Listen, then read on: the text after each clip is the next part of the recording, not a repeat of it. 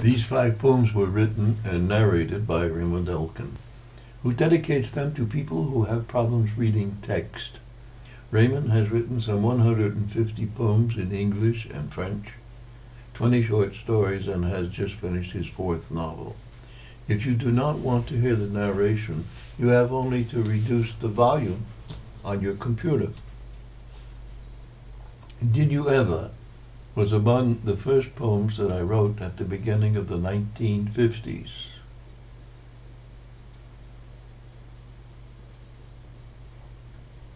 Did you ever?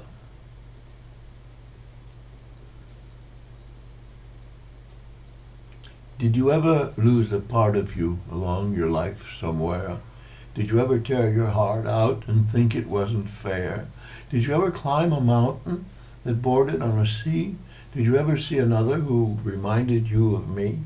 Did you ever cross a wooden bridge and listen to it creak? Did you ever caress a memory and wish that it could speak?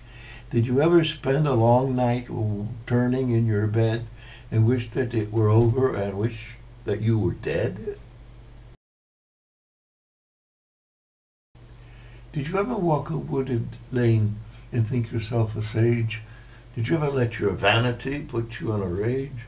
Did you ever make them suffer, the loved ones you adore, and later bear the burden twice as much and more? Did you ever turn your head away when people looked at you and wish they hadn't suffered and wondered what to do? Did you ever kiss a Bible with a tiny little peck and think of God and all his things regardless of your sect? Did you ever walk 100 yards and think it was a mile? Did you ever love another, even for a while? Did you ever sing a verse, thinking it a song? Did you ever make an error, knowing it was wrong? Did you ever wish it were different, wish it weren't the same? And all the things you've done, you're really not to blame. Did you ever think of all these things and wish that you could weep and sit and write a silly poem instead of going to sleep? A tear for courage. I'm not at all afraid to face up to in life the daily little problems or the tantrums of a wife. I'm not at all afraid to live my chosen way, regardless of the neighbors or what they have to say. I'm not at all afraid to fight to tooth and nail those who with insults would ever dare assail. I'm not at all afraid to give down to my soul, so that in my life and distant run I might reach a goal. I'm not at all afraid to write down what I feel, when anguish or happiness into my heart do steal. I'm not at all afraid to do that what I must, for if I only made believe with myself, I would lose trust.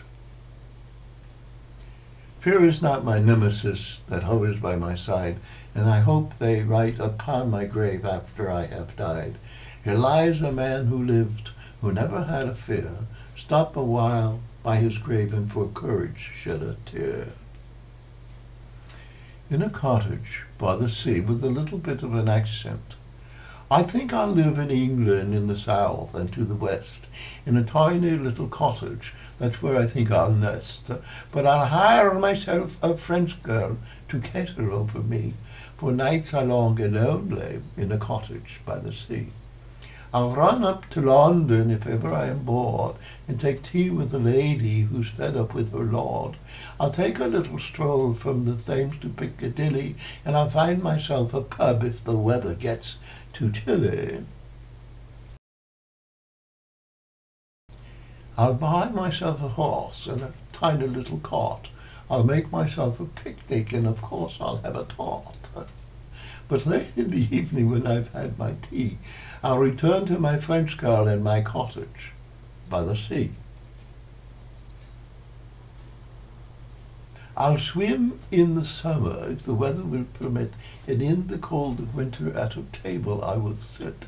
And in my tiny cottage nestled by the sea, I'll live with my French girl a life of poetry. The Free Martin.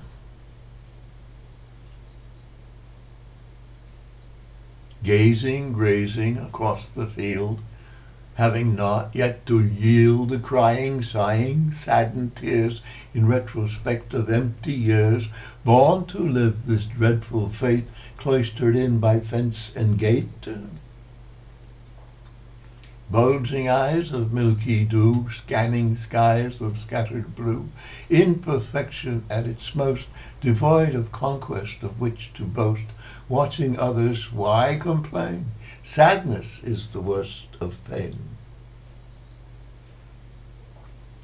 Never seeing, never knowing the joyous agony of the sowing, munching endless blades of grass, hoping it would come to pass, envious of her other half, the ruminations of a calf.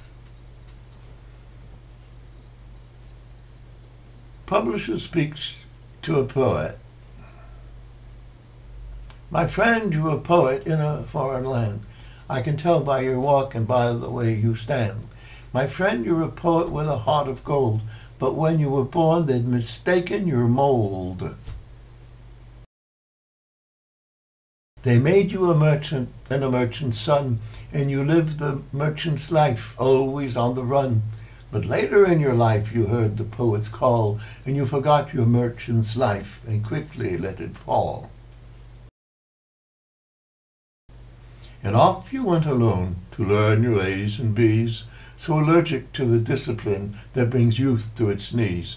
But failed again you did. You didn't even try, and you left your teachers with a sneer and with a sigh. Poet you are, that's what you told yourself, and off you went alone, reading books on a shelf. Oh, I can tell you're a poet. You've got that poet look, but I'm really very sorry. I can't publish your book.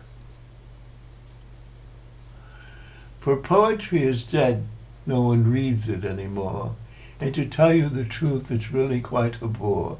So write some sexy stories with crime and hate and fears, and come back again to see me, perhaps in 100 years.